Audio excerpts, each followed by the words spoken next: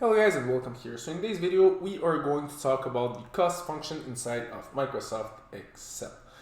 So this function is not really complicated. It contains only one argument, which is the number. So the number will be, well, we have here a set of numbers. So it's the angle that will be in radians, for which we want to find the COS.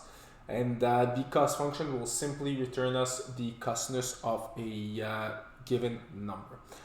So in order to use the COS function, it's not really complicated. As I said, we only need a number. So now if we want to apply that COS function to the numbers that we have right here, the way we're going to proceed is pretty simple. So we'll start by writing down an equal sign, and then we can just write down the COS.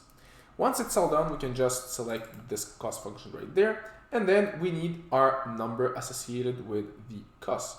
So the first number that we are going to work with will be 7. So here it is, and we can close our parentheses. And just like that, we can run our function.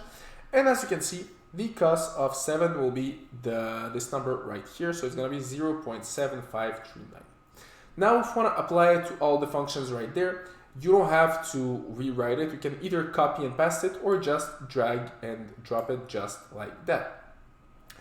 So as you can see, for numbers that are pi or pi multiplied by 2 or 0, it's going to be 1 minus 1, 1. So the way this function works, it's going to look like this on a chart.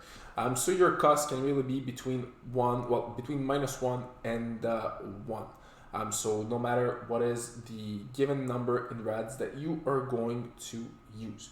So this is how you use the COS function inside of Microsoft Excel. So as always, if you like this video, don't forget to leave a like, to subscribe, and see you in another of my videos.